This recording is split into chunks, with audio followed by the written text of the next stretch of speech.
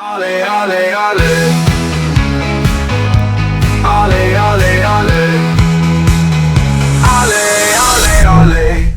Welcome to the Sheff United Way. My name is Hal. It is a pleasure to welcome the Championship Oracle, an honorary Blades fan. I feel like I can say that. And just like me, a great height for a man. It's only bloomin' Benjamin Bloomin' Bloom. How you doing? All the better for that wonderful introduction, Hal. Very happy to be here, my friend. Wow, it's all true. And it's good to see you again. I haven't seen you in the flesh for absolutely ages. You all right? I'm all good. Yes. This is the thing of having a baby daughter, is that you start doing more on-camera based stuff rather than getting out to games. But our lives all have seasons, don't we? And we're here for a few years and there for a few years. I'll be back. You'll be back. Good, good. I'll be back as well, I'm sure, as I've now, left the country. So the first question, are you using an AI handsome filter? No, but I need to. Lots of people, people are very blunt on the internet, and they come on and they say, "Oh, Ben, I haven't checked in a watch long for ages. Your beard went grey, didn't it? You look old." So no, I think I need to use one. I think you look very fresh, as I said to you off air when we start. I think that's people the best get way very of triggered by describing. me having my hair up. They'll be like, "What's going on? Man. I thought you had long hair." It's literally there. Don't worry. People are weird. They really are the worst. But wonderful, and we love your audience. Yeah, we do need them. So where do you predict that Sheffield United would finish when you were doing your previews at the start of the season?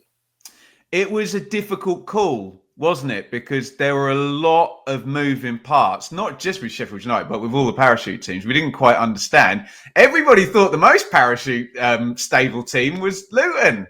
And look what the hell's bloody happened to them. Sensible Luton. They won't mess it up, but they have. So I was torn, Hal, between, well, okay, it's Sheffield United who at the level really know what they're doing. Chris Wilder, I've got to say, let's not rewrite history. We were kind of like, has he still got it? Is it still the old Chris Wilder that's bossed this division before? But in recent times at Middlesbrough, latterly Watford, not so amazing. And then we didn't know what the hell Prince Abdullah was going to do. And, there were big worries. I remember watching a video on your channel of like, this could go really badly, if they don't get the recruitment right and they don't start in a good fashion. So that's a long-winded answer of me saying I went for sixth. I couldn't put them outside the playoffs because it's like there should be too much power in the squad. Even if they sell 3-4 players, there should still be enough there. But so if the next question is better than I expected, then fair play to, and I think fair play to Wilder for that. What was your prediction? Well, I had us in second, finished second, and I still go along with that. I actually thought Luton, like you said, would do a lot better. And you're right. Ollie's kind of meltdown video, which you're referencing there, it's really good. It's really good. Yeah, really good. Yeah. It's very much against sort of how I try and look at things, because I don't panic until, for example, the transfer window's closed. And at that point that he did that, the transfer window hadn't closed. So I wasn't anywhere near as worried as he was, and felt like I would say, Hal, it did influence my prediction, that video. I think a lot of people felt like Ollie was spot on. We got loads of positive comments on it. I probably was the only dissenting voice that felt like, no, I feel like we're going to be okay. I was very, very confident, and I got a lot of stick, as I always do for everything, but specifically because my prediction of us finishing second was so far before the deals had been done, but I just felt like we would get it right. And I feel like we have for the most part, but there's one thing that was hugely wrong. Thoughts on the 2-point deduction? Just remind me. So this was for something in January of 2020. It's like a non-payment of something in January 2022. Is that right? The shorthand is not paying us bills and leaving money that apparently we said we would pay. I believe that it was explained latterly that Dozy and Bozy, who was set to come in as owner, had promised certain funds that never materialized for reasons, and Sheffield United had sort of spent money that they thought was coming in on players, and you've got to pay for players and not miss payments for, Ryan Brewster and 𝗚𝗿𝗲𝗲𝗹, because these are players that, regardless of what you think of them, other teams in the Championship would want these players. And I guess if you're denied buying them because Sheffield United bought them with funds they didn't have, I totally get it. So 2-point deduction going into the season. I think a lot of people have forgotten about that. But what do you think about points deductions for things like this? Chris Wilder hasn't forgotten about it because he mentions it in every post-match interview ever. But that's got to be the messaging, hasn't it? Because you do forget when you look at the table, especially when you see a team at the top. You would traditionally expect a team that had a points deduction to be nowhere near the top because the club would be in chaos and they wouldn't be being successful. It does make points per game projections a little bit hard, offsetting the 2-point deduction. Look, I come at this with the Leicester issue in mind as well. So regardless of the minutiae of why Sheffield United were deducted points, I think it was important for the EFL to say we had a bad jurisdiction issue with Leicester. Everybody looks stupid. By the way, the Premier League looked more stupid than the EFL doing. Oh, yeah. The EFL actually looked like they're trying to play ball, basically. And I think there was a bit of a sense that with that in the background, the EFL was saying, look, if a team goes away and comes back, we will punish them historically. And I think there was a little bit of not that they punished Sheffield United just because they were making that point, but there was a little bit of signalling to everybody that if Leicester come back, they're getting punished, and we're actually gonna do things properly. I don't know. I'd kind of forgotten about it and accepted it. Obviously, points deductions kind of mess everything up and make everything a bit rubbish when you're looking at the table. I just hope, and you know what I'm about to say, if we're projecting a 95 and a 94 and a 93 and Sheffield United miss out by 2 points, everyone's going to say they missed out because of the 2 points deducted. But then I do also accept the argument that the deduction was at least made before the season. Everybody's known where they've stood, and Sheffield United did the best thing possible. I think they played Preston on the opening game of the season. Done. Okay, we're out of the minus. Let's go.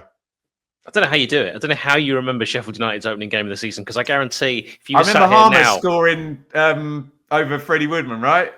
Yeah, we had 𝗍𝗲𝗲 getting his first goal. No, and I'm just thinking, I mean, I know if you were sat here speaking to a Stoke fan, you'd know their first game, and that's really the incredible thing with Benjamin Bloom, which I can't do it, but you do. Thank you. So very, very impressive, and do check out, and we'll give Benjamin's details, of course, at the end and everything down below right now. Thoughts on the previous owner's tenure? This is a mean question to ask someone who isn't a Sheffield United fan, but I'm actually interested in an outsider's opinion of how you look at Prince Abdullah and what he did at Sheffield United, even if you don't know the full details, like when he joined and the sort of things that he did in the background. It's really difficult because I am an outsider, but I'm a very interested outsider that's read the opinions of lots of people who, like yourself, are not outsiders and have been across it the whole time. So I do understand there's a bit of a kind of binary split where some of your fans say this guy was terrible, useless, and points deductions and didn't support managers and all of that.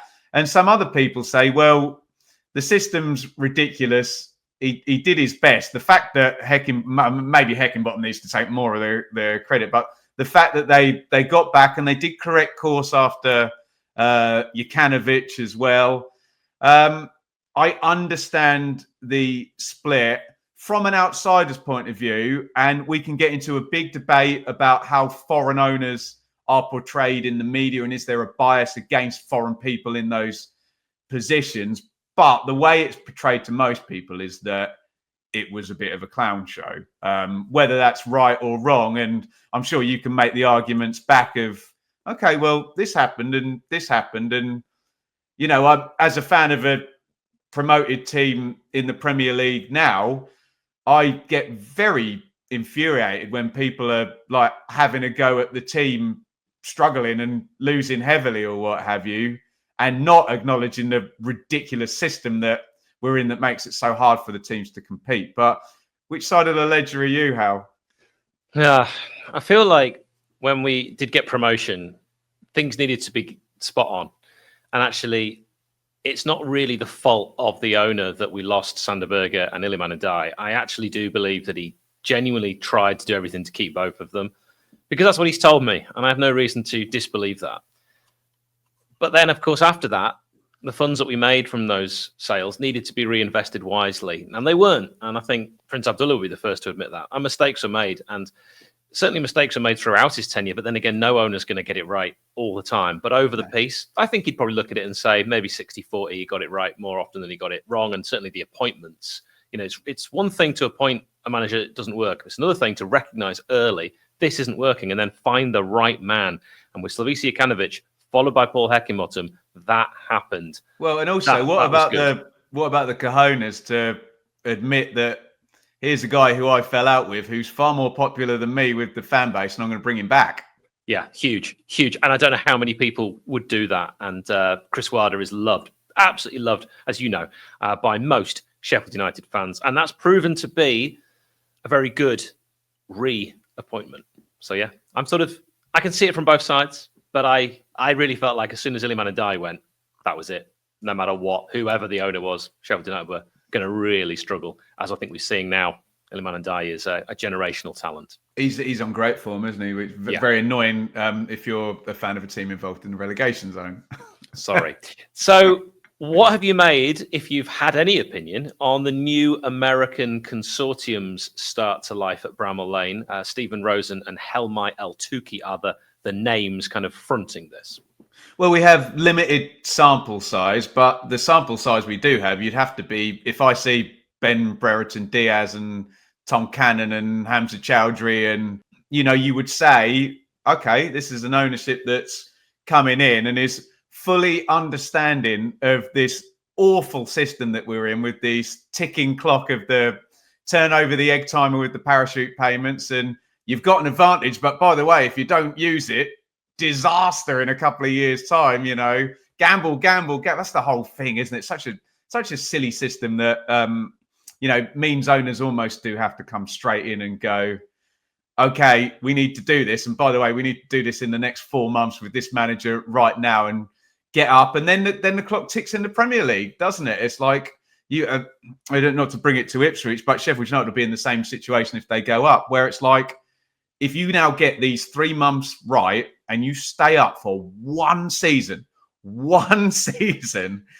everything changes, doesn't it? So to circle back to the new owners, we don't know, but the signs are good, and there's plenty of clubs where it's late in the transfer window, we're not seeing any activity, and they appear to have thrown their chips in on this season, this manager, this squad right now, which as a fan you love, don't you?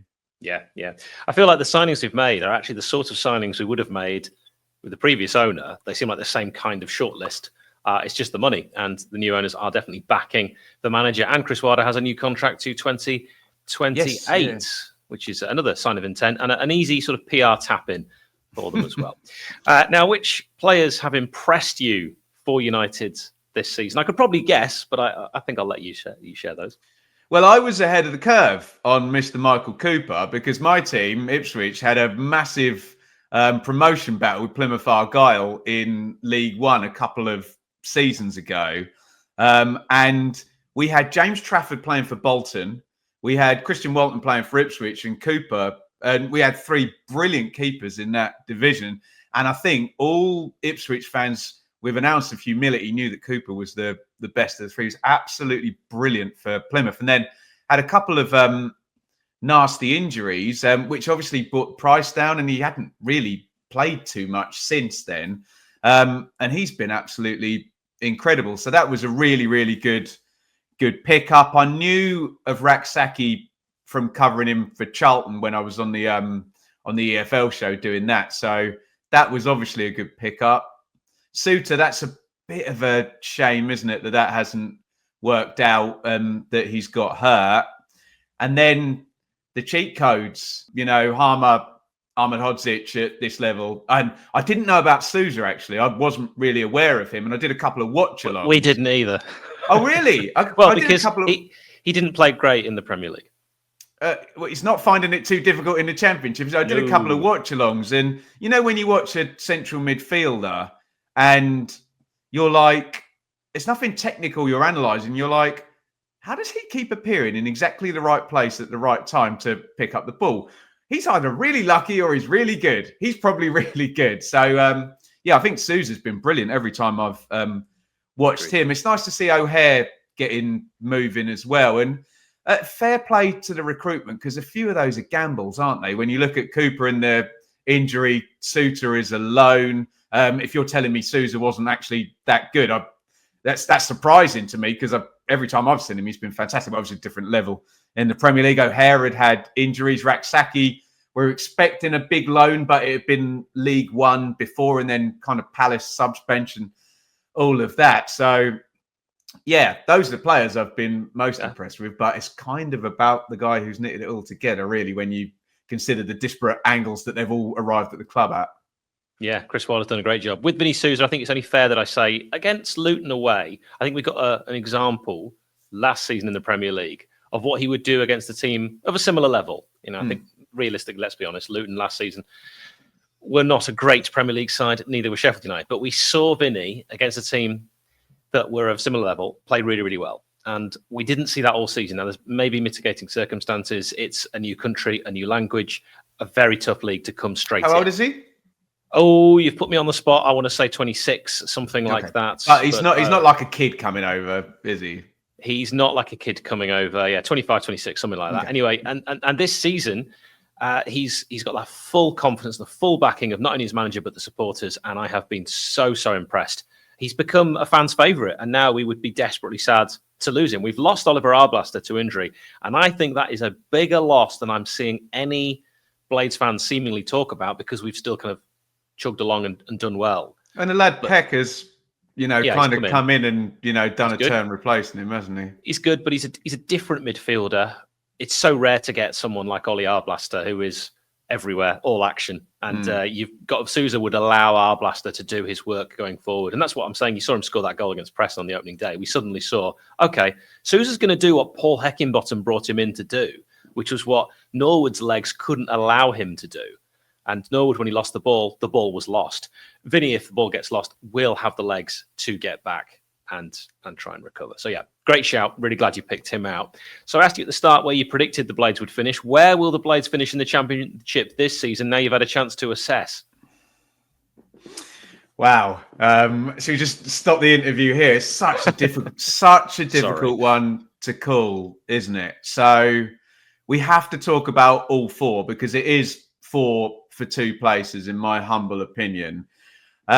Leeds look nicely balanced. Do you know what I mean? This is 18 months in, as opposed to Sheffield United changing ownerships, having a relegation, switching the squad around, still signing people. So Leeds have an advantage, even over Sunderland, because they had a new manager as well, in respects of the stability there. And if I look at all the teams, they're kind of the smoothest, most well-drilled in terms of how far are you down your... I'm not saying what the ceiling is for any of the teams, but they look nicely balanced. And there was a sense, you probably didn't watch much of Leeds last year, but there was a sense of give the ball to 𝗚𝗏𝗏𝗏, give the ball to 𝗏𝗏𝗏𝗏. And sometimes, strangely, I always call it like the James Maddison at Norwich syndrome. Sometimes you take an extremely good player out of the team and it actually balances it up a little bit more. And I think that's what's happened at Leeds. And obviously, look, there's managers up there that have all been promoted before, but Daniel Farke has done it twice, once in spectacular fashion the season you guys went up in 18-19. So Leeds look a good bet, don't they? And at this level, they know what they're doing. So the idea I have of Sheffield United is that they are, if we're in a running race here, Leeds and Sheffield United are level, and Leeds' hair is unruffled and they're looking kind of smooth. And Sheffield United are right up there with them, but they are sprinting and they're, the veins are popping out and they're really, do you know what I mean? They're really pushing themselves to be there, because, even after those points I've made about the instability and the chaos that Chris Wilder had to fix, then you've had it. I know Leeds had both central midfielders injured for a while, and every club will claim that they had more injuries than everybody else. But Sheffield United have had, some poor luck in terms of, two centre-backs being injured at the same time. And Yeah. You know, Sousa goes, and now 𝗍𝗲's got to have a operation, you know, a short-term one, and our blaster's out, and etc. etc. So I get the idea that Chris Wilder is doing a brilliant job of holding Sheffield United together. And then you have Burnley, where you have to acknowledge this ungodly, ridiculous, absurd defensive record. But a data guy like me says, no, come on. That you cannot go the whole season. It can't continue. You can't. There's gonna, even if it's 4 games and they concede 8 goals in the 4 games, if they go the whole season, that's incredible. And unless they draw too many games, that will probably get them promoted, and they'll break every defensive record. I'm going to count Sunderland out of it with the acknowledgement that what they've done is fantastic, and they've got younger players, they've got less depth than the other 3 teams have been in the Premier League, and they've had the parachute payments the last couple of seasons. And Sunderland, maybe it will come, and they've done brilliantly. So for me, it's between the 3, and that's, we've all loved to what Sunderland have done. And I don't think you get lightning strike twice, and they do, what Ipswich kind of did and broke the hierarchy last season. I would say in a pound for pound manager battle, if you assume Leeds will take one of the places, you'd fancy Wilder over Parker. It's brilliantly poised. It's really brilliantly. I can't call it. Would I be surprised? Would I be surprised with any of those 3 Leeds, Sheffield United in any of the top 3 positions? No. I'd be more surprised if I saw Sunderland in the top 2 at the end of the season. I can't call it. You've got to get off the fence. I'm going to make you call it. Give me your 3 promoted teams. I mean, right now, I would, and I know I'm on a Sheffield United show, I would assume that Burnley's defence can't hold at that level for 46 games. It can't. And that could be the difference. Or the points deduction could be the difference. Don't say it. I mean, Harry Suter, you keep mentioning, you're right. Yeah, quite. Because with him, we were having a similar defensive record to Burnley, and they might lose a defender.